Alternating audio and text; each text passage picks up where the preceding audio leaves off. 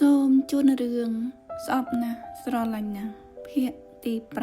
5ដោយចង់ដឹងថាពេលនេះចរិយាកំពុងតែធ្វើអ្វីនៅឯណា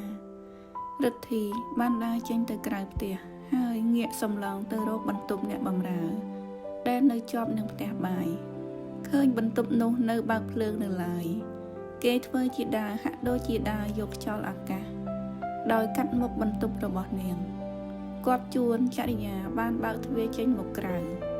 គ្រាន់តែឃើញគេភ្លាមនាងក៏ស្ទុះចូលទៅក្នុងបន្ទប់វិញភ្លាមទាំងភ័យស្លន់ស្លោផងហាក់ដូចជាខ្លាចរិទ្ធីស៊ីនាងរកតែគេខាត់មិនតាន់ប៉ុន្តែគេក៏គ្មានមុខអីទៅហៅរកនាងដែរព្រោះកុំឲ្យនាងគិតថាគេបន្ទាបខ្លួនមករកនាងហើយគេក៏ដើរហួសបន្ទប់នាងទៅដល់ក្នុងបន្ទប់វិញគេនៅសញ្ជឹងគិតថាហេតុអ្វីបានជានាងខ្លាចគេម្លេះឬមួយក៏នាងមិនខ្លាចប៉ុន្តែគឺជាការស្អប់ទៅវិញបើនាងស្អប់ពិតមែនក៏មិនមែនជាកំហុសរបស់គេដែរគឺនាងទេជាអ្នកចូលទៅរកគេដោយខ្លួនឯងចរិយាបានសុំច្បាប់លោកស្រីសារីដើម្បីទៅលេងផ្ទះចំនួន2ថ្ងៃតែលោកស្រីបានឲ្យពូយឿនជូនទៅដោយសារមិនទុកចិត្តនាងខ្លាចនាងមិនត្រឡប់មកវិញថ្ងៃនេះពេលញ៉ាំបាយរិទ្ធីចេះតែសម្លឹងរកចរិយាតែមិនឃើញនាងគេក៏មិនអាចសួរអ្នកផ្សេងបានដើម្បីកុំឲ្យម្ដាយចាប់ថ្នាក់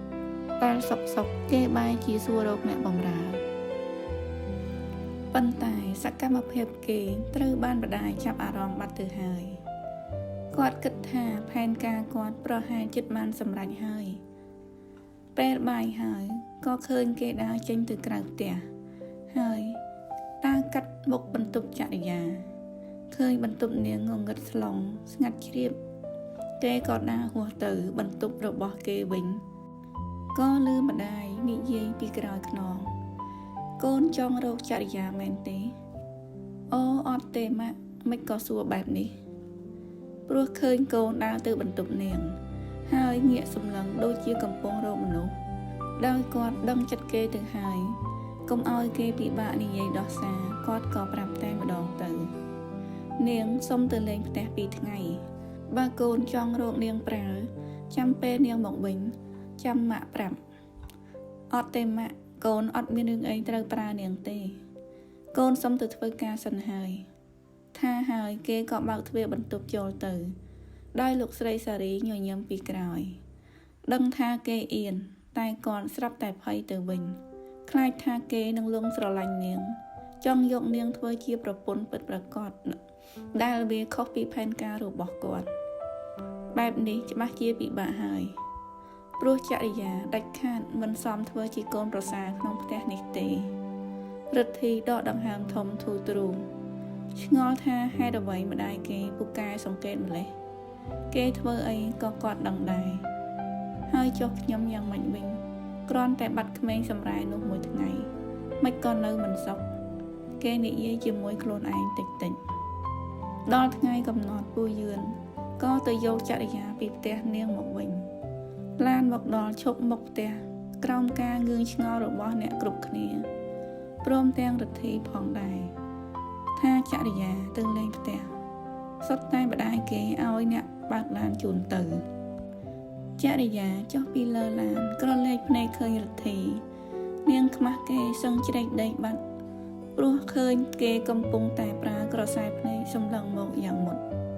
នាងដើរញាប់ជើងទៅកាន់បន្ទប់បើកទ្វារហើយបិទទៅវិញយ៉ាងលឿនផងរហូតដល់យប់ក៏នាងនៅតែមិនចេញពីបន្ទប់ដែរ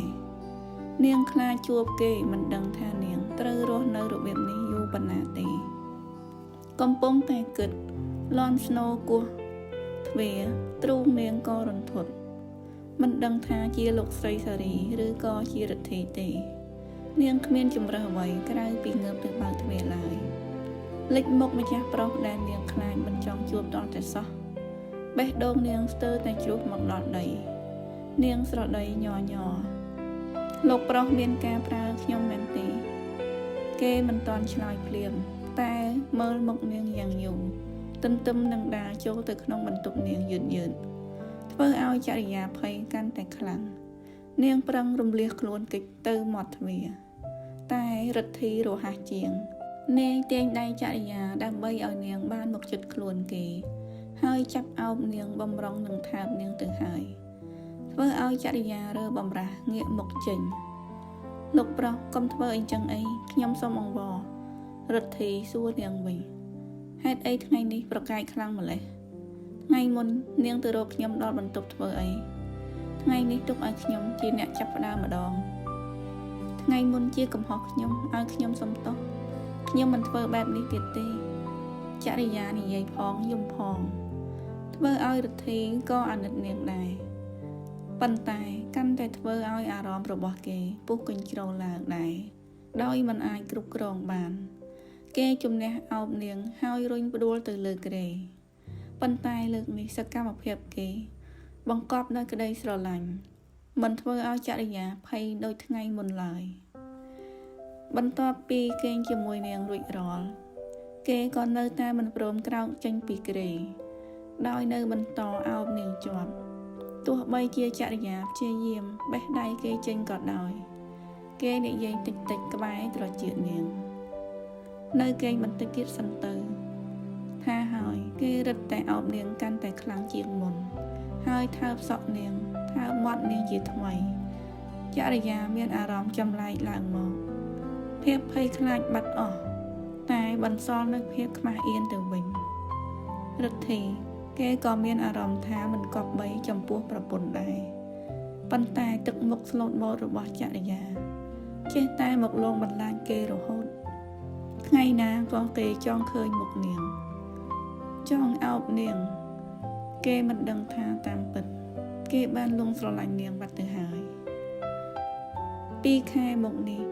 ជំងឺសូរិយាក៏ចាប់ផ្ដើមធ្វើទុក្ខកាន់តែខ្លាំងដោយគ្រូពេទ្យមិនអាចសង្គ្រោះបាននាងក៏ឆ្លៀចាកលោកនេះទៅ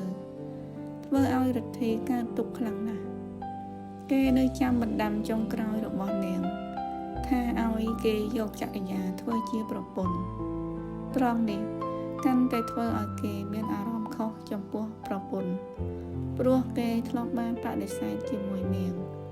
ប៉ុន្តែក្រោយខ្នងបែរជាលួចក្បត់នាងបន្ទាប់ពីសូរិយាលាចាកលោកទៅបាន2 ខែ